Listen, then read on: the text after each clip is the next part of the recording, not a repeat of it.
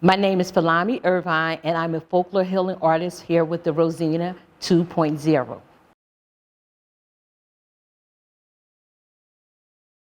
I strongly believe it comes from my heart. I believe you cannot train the heart. It comes from my heart because it's a calling for me. It's something I really enjoy doing. It's something that I strongly believe is in my DNA, and it's been passed down through my ancestors and my other family members. I'm passing on traditions. I give from my heart. I strongly believe you cannot train the heart. This is something that's in my DNA. This is something I've been called to do. I'm passing on traditions, and I'm keeping my culture alive. I believe as an individual, you can go but so far, but as a collective, you go much further. And we have a saying that says, I am because we are. And doing things as a collective is a much better outcome. It's just like an individual trying to carry 100 gallon of water, and then you have other people that come and help that gallon of water, you're going to get further. What I can do with others that I cannot do alone, I can reach a larger audience. I can, as a collective, I'm able to expand what it is that I would like to teach, what I would like to pass on as far as traditions. I'm limited as an individual. As a collective, I'm able to really just flourish. My history looks back on to, when I think about it, it goes back to my great-great-grandmother. You know, I've heard stories how she was a healer, how she was a community person, and even my grandmother, my uncle, and my cousins, and many of my family members, how they just gave, you know, relentless in the community and continue. And I'm just one of the ears that's continuing passing on and preserving this culture and this tradition of helping and healing others. What I see in the future and what I envision is to pass on traditions, to preserve a culture that's almost, some of it's a dying art as far as like quilting, even herbalism among, you know, women and my community.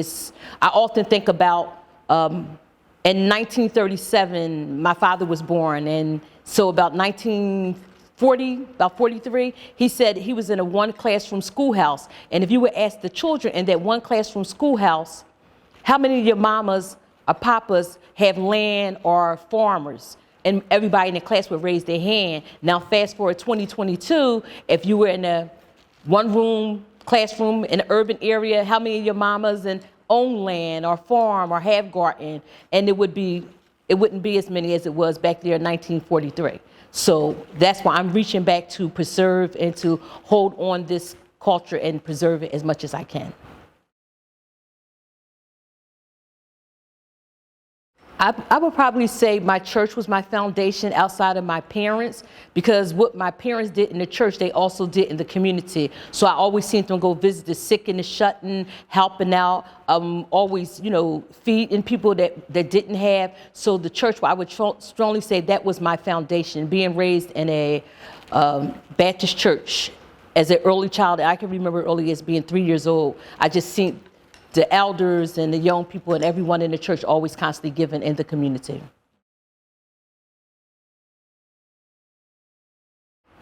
I believe circles can play, and art can really be about change agents in the communities. I give you an example. We had a circle one time, and in the circle, the children were upset because their room was leaking. It was mildew. And in the circle, we talked about solution. And they were letters, and they wrote the letters to the mirror. And once the letters were given to the mirror, the classroom was fixed. And so in that circle, it was teaching young people the power of the pen and how we can come with solutions instead of complaining, instead of talking about it, we came with solutions. So initially, I began doing circles back in 1990. I was working with at the Youth Study Center. It was juvenile delinquents back then, and I began to see a high rate of young African American girls come into the penal system. So I began doing circles in my living room, in communities, in libraries, and over the years, the circles have expanded. The circles have They have helped out young mothers. They have been part of birthing circles.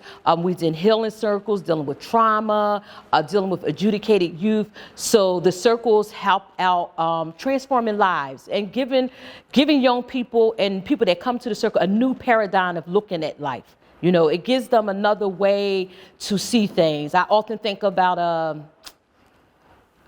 the dandelion that comes up in these circles. Oftentimes we see the plant, the dandelion, and we talk about how, yes, many people see it as a weed, but this dandelion here is resilient. It comes through. It comes through the crack. And some of our people, they come through difficult times, but they still rise through. And you see that pretty yellow flower come out, and some people may see it as a weed, but this dandelion, it shows strength. It shows resilience. It teaches people you had to deal with the dandelion. You try to get rid of it, the dandelion not going nowhere.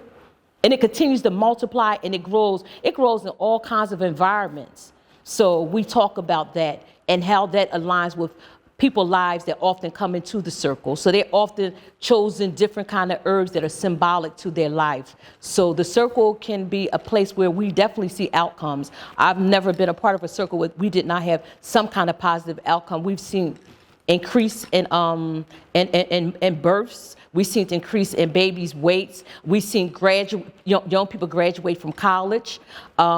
We continue as the circle is unbroken, and we continue to see people really make changes in their lives. We see transformation come forth. When I think about herbalism, healing in our community, I think about a young lady named Lillian Dunn. And she did a project called Medicine Grows. And in this project, we were able to service the community, and we were able to show them different herbs, and they were able to choose what herb would work best for them in healing them. So it's kind of like the people choose the herbs that are best for them. Not so much me, it's what they are attracted to. And those different herbs can work for them, and we can show them and identify them and tell them some of their healing modalities, what they're good for. But also beyond even the herbs, some things are emotional. It goes deeper than the herbs. So there's some breathing, there's other things that help out with them. So in our community, we have a lot of people that may be recovering people, and a lot of times some things may be going on with their liver. So we just think of some of the basic herbs that are good for liver. We think of like milk thistle, think about dandelion. All these herbs are definitely good here, you know, helping out with the liver. So that's one thing, is that liver. And because the emotional part of liver deals with the anger. That's the emotional part. So sometimes healing that liver will heal the anger. Because a lot of times when you've been through a lot of trauma, or you've been through things, and you've been through different racism, you've been incarcerated, you've been on drugs, you store some anger up there in that liver. So one of the main organs that you really want to work with all the time is the liver, because that's where anger is stored on.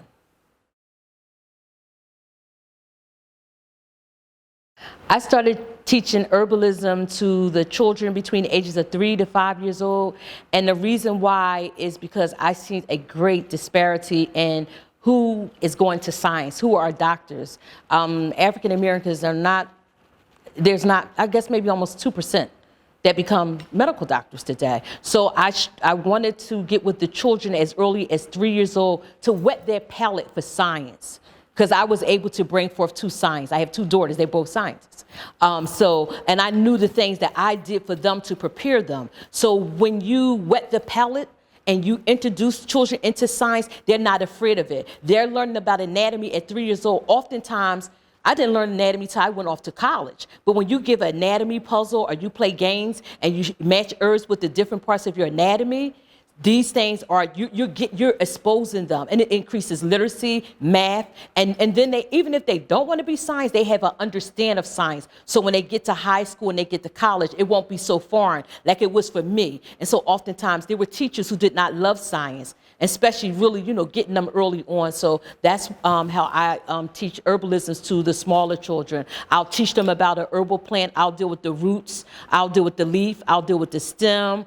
I create matching games for them, and I have a coloring book called the ABC Herbal Coloring Book that I have with the children, and we do a bunch of activities with the children to learn about science, because in many of our schools, we don't teach science and math because, other countries are really good with science and math, and we lag behind, and I think it's so important to introduce children at three years old.